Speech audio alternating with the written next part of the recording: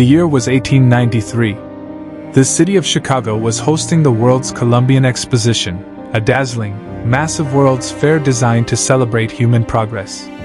Over 27 million people traveled from across the globe to marvel at the invention of the Ferris wheel, the glow of electric lights, and a sprawling temporary city built of white plaster known as the White City. But just a few miles away from the bright lights and the glittering canals, a much darker structure was waiting. It was a massive, block-long, 3-story building that locals simply called the castle. To the thousands of young women flocking to the city for work and adventure, it looked like a charming, affordable hotel. But once they checked in, they were trapped in a labyrinth of soundproof rooms, secret passages, and hidden trapdoors from which they would never escape. Welcome back to Echoes of the Past USA. Today, we unlock the heavy iron doors of America's most terrifying architectural nightmare to uncover the true story of H. Holmes, the charming doctor who built a slaughterhouse in the middle of a bustling metropolis. Let's step inside the murder castle. The mastermind behind this house of horrors was a man born as Herman Webster Mudgett, though history remembers him by his alias, Dr. Henry Howard Holmes. Holmes was not your stereotypical, lurking monster. He was incredibly handsome, sharply dressed, and possessed a hypnotic charm that could disarm anyone. He was a medical doctor, a pharmacist, and a brilliant con artist. Holmes arrived in Chicago in 1886 and quickly took over a pharmacy in the Englewood neighborhood. The original owner mysteriously vanished, leaving Holmes in complete control. Using his charisma and a web of complex financial frauds, Holmes scammed investors and banks out of thousands of dollars to purchase the empty lot across the street.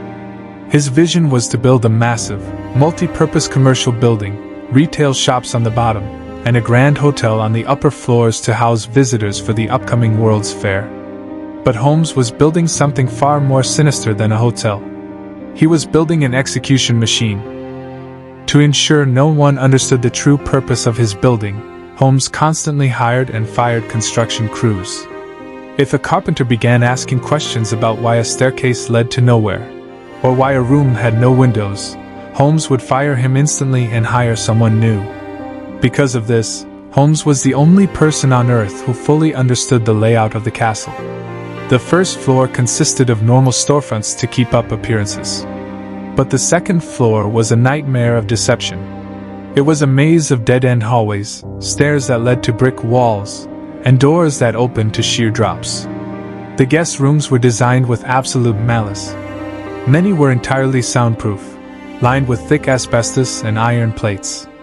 Some rooms were equipped with hidden gas lines, which Holmes could turn on from a control panel in his own bedroom, quietly asphyxiating his sleeping guests. Other rooms functioned as massive bank vaults with airtight iron doors, where victims were locked inside and left to starve in absolute darkness while the bustling city outside carried on, completely unaware. As terrifying as the second floor was, the true horror of the castle lay in the basement. Holmes had constructed secret, greased wooden chutes that ran from the upper hotel rooms directly down into the cellar. When he was finished with his victims, he would simply drop their bodies down the chutes. The basement was a fully functioning, macabre laboratory. It contained a massive acid vat, a quicklime pit, and a custom-built crematorium capable of reaching temperatures high enough to incinerate human bone. Holmes, utilizing his medical background, would often strip the flesh from his victims, articulate their skeletons with wire, and sell them to local medical schools for a handsome profit. The schools, desperate for anatomical models in the 19th century, rarely asked where the doctor sourced his impeccable specimens. Holmes operated with impunity. During the 6 months of the World's Fair in 1893, his hotel was fully booked. Young women, naive to the dangers of the big city, checked in with their life savings, never to be seen again. Holmes might have gotten away with his murders forever, but his endless greed eventually caused his downfall. Following the end of the World's Fair, the economy crashed, and Holmes was drowning in debt. Fleeing Chicago, he teamed up with a longtime associate named Benjamin Pitzel to execute a massive life insurance scam. The plan was for Pitzel to fake his own death using a stolen cadaver, allowing his wife to collect a $10,000 payout, which they would split. But Holmes, ever the opportunist, realized it was easier to simply kill Pitzel for real. He murdered his partner in Philadelphia and collected the money. But to keep Pitzel's suspicious widow quiet, Holmes convinced her to let him travel across the country with 3 of her young children. What followed was a terrifying, months-long cross-country pursuit. Holmes traveled by train from city to city, constantly moving the children to avoid detection, while a brilliant and relentless Philadelphia detective named Frank Geyer hunted him down. Detective Geyer was a bulldog. He painstakingly retraced Holmes's steps across America, checking hotel registries and interviewing landlords. Tragically, Geyer was too late to save the children. He found the bodies of 2 of the Pitzel girls buried in the cellar of a rented house in Toronto, and the remains of the young boy in a stove in Indianapolis. The discovery of the murdered children caused a national media frenzy.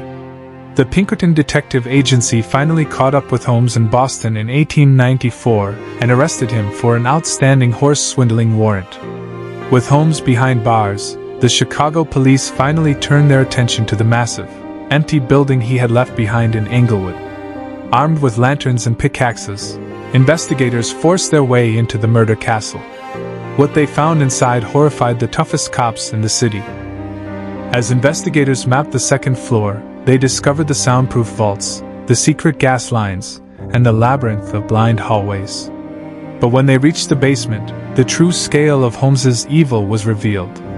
They unearthed a surgical table stained with dried blood, bottles of lethal poisons, and the massive crematorium. Digging into the quicklime pits and ash heaps, they found charred fragments of human bone, tufts of women's hair, and pieces of jewelry, and watches belonging to women who had been reported missing during the World's Fair. The press dubbed the building the Murder Castle. The public was completely captivated and horrified by the gruesome details.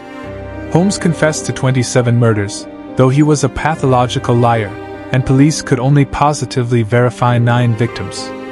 However, based on the missing persons reports during the fair and the sheer amount of bone fragments in the cellar, some historians estimate Holmes may have killed up to 200 people. H. Holmes was tried and convicted of the murder of Benjamin Pitzel. Throughout the trial, he remained calm, charming, and entirely unremorseful. He famously stated, "I was born with the devil in me. I could not help the fact that I was a murderer, no more than the poet can help the inspiration to sing." On May 7, 1896, Holmes was hanged. In a deeply ironic twist, the man who had sold the articulated skeletons of his victims was absolutely terrified of grave robbers. Before his execution, he requested that his coffin be filled with solid cement and buried 10 feet deep, so no one could ever dig him up and dissect him. His request was granted. Shortly after his arrest, the murder castle mysteriously burned to the ground, taking many of its dark secrets with it. Today, a post office sits on the very spot where the castle once stood.